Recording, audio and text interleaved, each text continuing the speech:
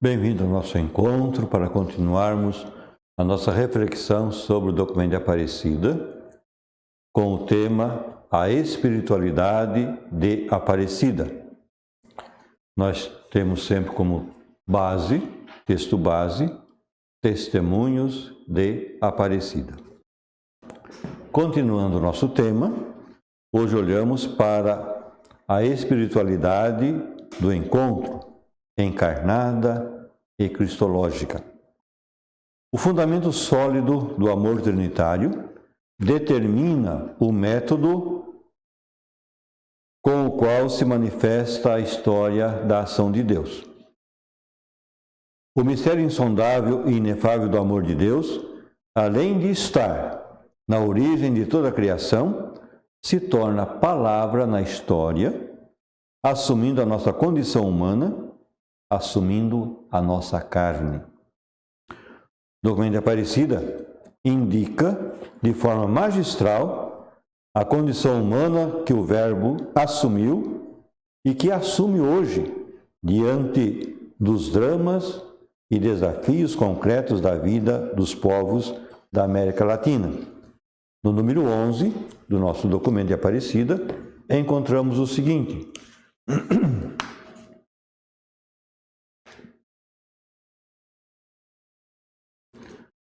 trata-se de confirmar, renovar e revitalizar a novidade do Evangelho arraigada em nossa história a partir de um encontro pessoal e comunitário com Jesus Cristo que desperte discípulos missionários.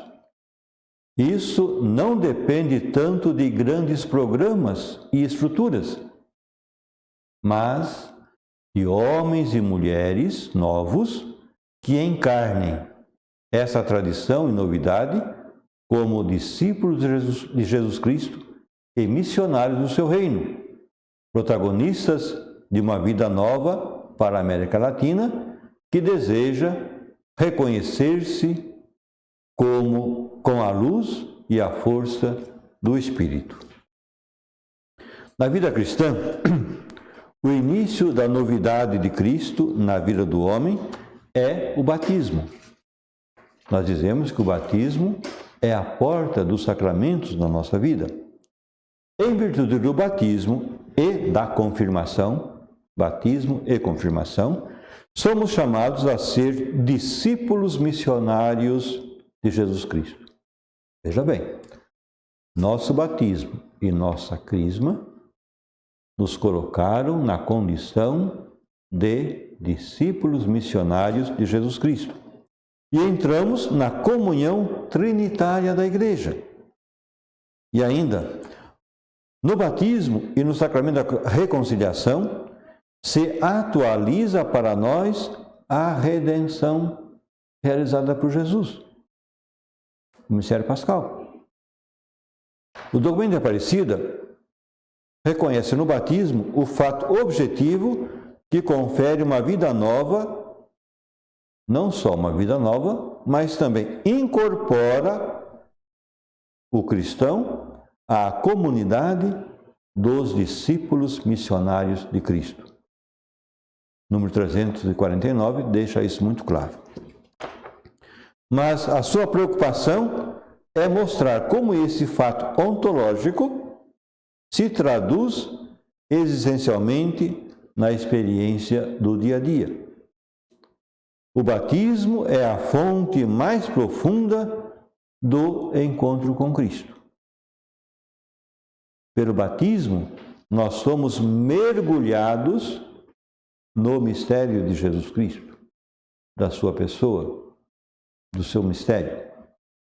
Somos enxertados em Jesus Cristo.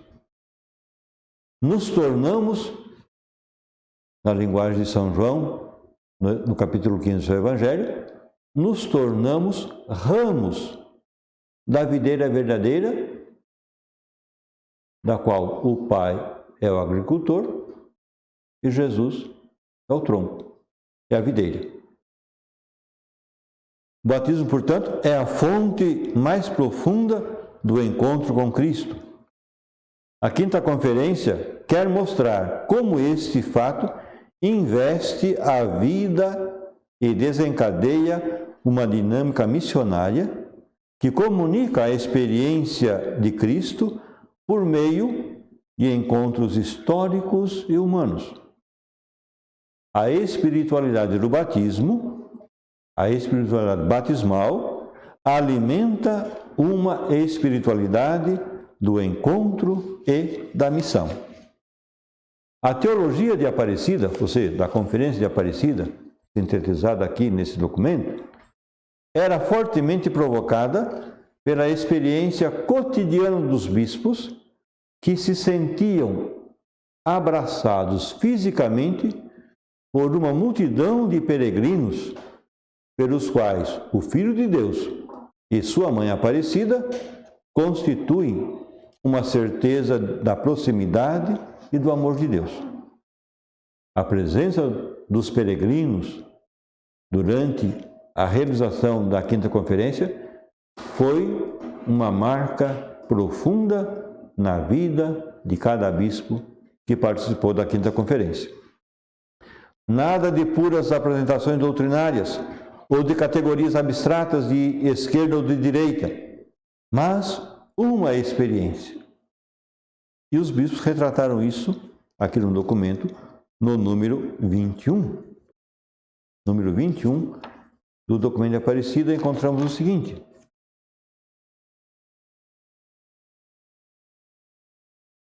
a presença cotidiana e cheia de esperança de incontáveis peregrinos nos lembra os primeiros seguidores de Jesus Cristo que foram ao Jordão, onde João batizava, com a esperança de encontrar o Messias. Eles foram e encontraram. Eles se sentiram atraídos pela sabedoria das palavras de Jesus, pela bondade de seu trato e pelo poder de seus milagres. Portanto, em Jesus, na pessoa de Jesus e na sua ação, tudo atraía os discípulos. E pelo assombro inusitado que a pessoa de Jesus despertava, acolheram o dom da fé e vieram a ser discípulos de Jesus. Deixaram-se envolver pela pessoa, pela palavra e pelos gestos de Jesus. Ao sair das trevas e das sombras da morte, a vida deles adquiriu plenitude extraordinária, a de haver sido enriquecida com o dom do Pai. O documento de Aparecida é todo perpassado por essa dinâmica narrativa e descritiva.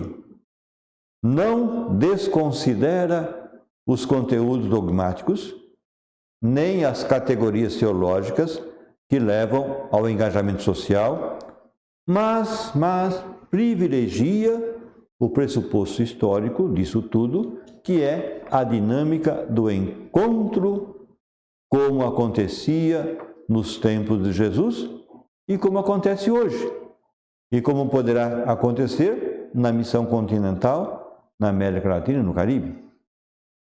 Não qualquer experiência é um encontro. Importante isso. Não qualquer experiência é um encontro, mas apenas aquele que carrega algo significativo para a vida e para o destino.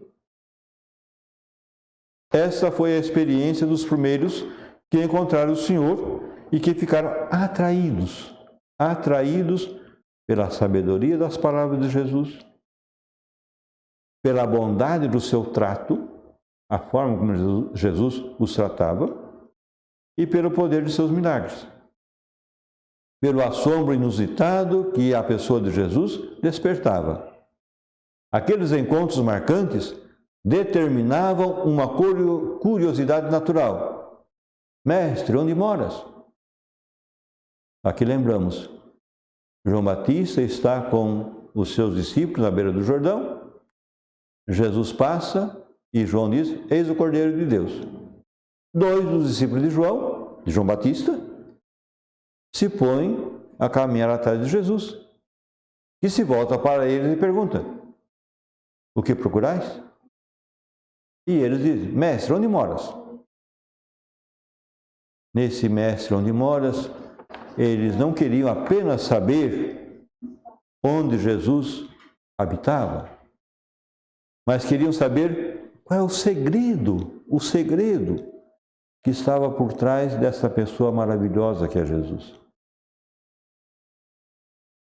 O convite a viver uma experiência vinde e vede, o nascimento progressivo da fé, e os seus discípulos acreditaram nele, deixaram as redes e o barco e o seguem. Então, aquele encontro com a pessoa admirável de Jesus, aqui vale a pena a gente pensar. Até que ponto, olhando o Evangelho, olhando os relatos dos evangelistas sobre Jesus, até que ponto eu me deixo admirar por essa pessoa fantástica que é Jesus? Até que ponto eu deixo essa pessoa fantástica que é Jesus influenciar meus sentimentos, minha visão, minha vida, meu comportamento? Foi isso que fizeram os primeiros discípulos. Se deixaram envolver por esse encontro.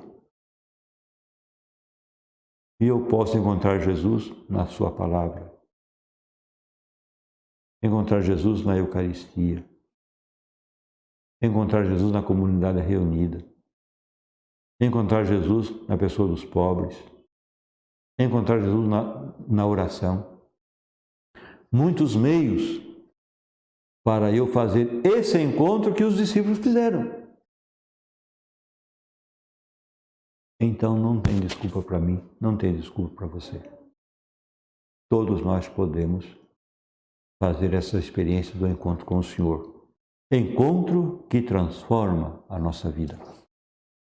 Nessa dinâmica, a Aparecida destaca em vários lugares o papel decisivo do assombro e do maravilhamento. O assombro inusitado que a pessoa de Jesus despertava. Este acento é determinante na espiritualidade de Aparecida, não como uma citação ocasional, não, mas como uma vibrante comoção suscitada pela humanidade e pela majestade da pessoa de Cristo. Aquele que era plenamente Deus, plenamente homem.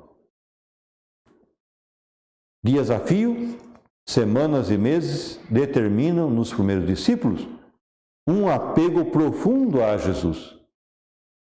Eles se sentem vinculados a Jesus, mesmo sem entender muitas coisas que ele dizia e quem, no fundo, propriamente ele era. Não foi simples eles entenderem plenamente quem é Jesus. Aliás, só entenderam plenamente quem era Jesus depois da paixão, morte e ressurreição de Jesus, depois de Pentecostes. Só depois de Pentecostes entenderam perfeitamente quem era Jesus. E por isso decidiram apostar a própria vida em Jesus, a ponto de não temer nenhuma autoridade, nenhuma perseguição, dando a vida plenamente por Jesus. O que determinava o seguimento era esse assombro, que se tornava familiaridade e certeza por meio da convivência. E aqui, o documento de Aparecida, no número 131, vai nos ajudar nessa reflexão. Número 131. Diz o seguinte: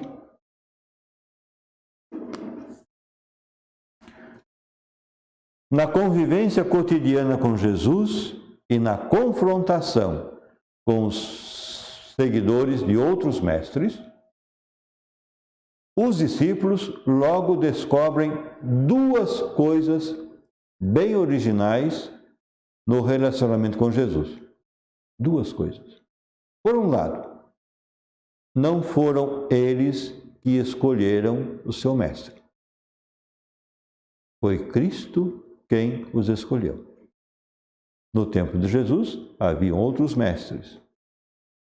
Mas as pessoas escolhiam o mestre a quem queriam seguir, com quem queriam aprender alguma coisa. Os discípulos não escolheram o mestre, foram escolhidos pelo mestre Jesus. Por outro lado, eles não foram convocados para algo. Que naquele tempo, quando um mestre convocava alguns discípulos, convocava-se para algo, por exemplo, para purificar-se, para aprender a lei e assim por diante. Eles não foram convocados para algo, mas para alguém, para uma pessoa, Jesus Cristo. Escolhidos para se vincular intimamente à pessoa de Jesus. Então, duas coisas importantes. Não foram eles que escolheram, foram escolhidos. Não foram chamados para vincular alguma coisa, mas para se vincular a uma pessoa. Aqui está todo o segredo. É Jesus que nos escolhe. Não fostes vós que me escolhestes, mas fui eu que vos escolhi. Nos escolhe, nos chama para nos vincular a Ele, a videira verdadeira, para podermos produzir frutos. Jesus os escolheu para que estivessem com Ele e para enviá-los a pregar. Jesus chamou-os, vinculou-os a Ele, conviveu com eles, ensinou-os, formou-os para enviá-los a pregar. Para que o seguissem com a finalidade de ser dele, de ser propriedade de Jesus e fazer parte dos seus e participar da sua missão. É Jesus que os chama, os escolhe, os vincula a si para que eles fizessem parte da sua missão. Foi o privilégio deles? Não só deles. A mesma coisa acontece comigo, acontece com você. Há pouco dizia que o batismo e a confirmação nos colocaram nessa vinculação com Jesus e com a sua missão. Nosso batismo foi o primeiro momento de encontro pessoal com Jesus. Os discípulos percebiam de ser amados e escolhidos, não como servos inúteis, súditos ou funcionários, mas como amigos que partilham sua própria vida. Amigos que lhe pertencem. São uma coisa só com Ele. Por isso participam também da sua missão. Veja, Jesus os chama, os acolhe e faz deles um consigo, para que sejam participantes da sua missão. Mas como disse, isso não foi só para eles, é para mim, é para você. Jesus nos chama, nos escolhe, nos associa a si, para que também participemos da sua missão. Por isso a gente sempre diz com a igreja que a missão evangelizadora não é para uns especialistas, é para todos batizados.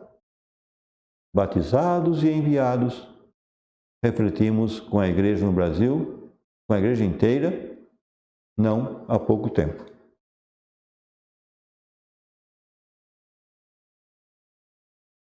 Os discípulos, então, percebiam ser amados e escolhidos, não como servos inúteis, súditos ou funcionários, mas como amigos que partilham a própria vida, lhe pertencem, são uma coisa com Ele, por isso participam também da sua missão. Sem essa experiência, não é possível Sem essa experiência, não é possível a missão.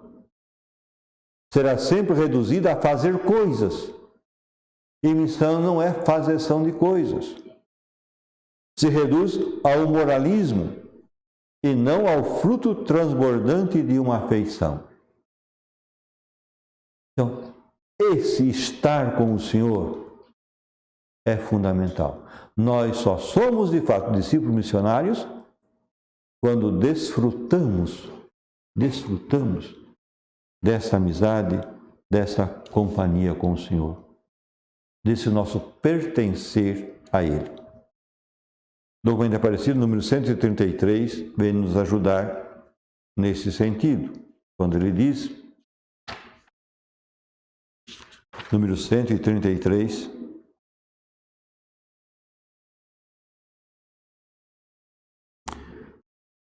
Jesus faz dos discípulos seus familiares.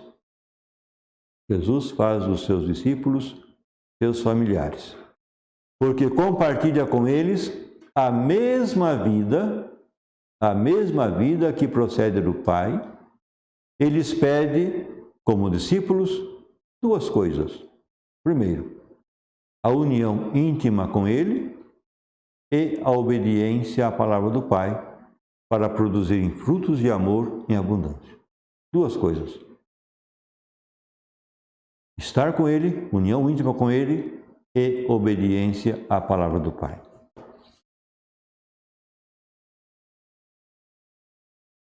Então isso é de fundamental importância para a gente poder avançar no seguimento de Jesus como seus discípulos missionários, comprometidos com a sua missão. Por hoje ficamos por aqui. No próximo encontro continuaremos essa nossa reflexão. Até lá!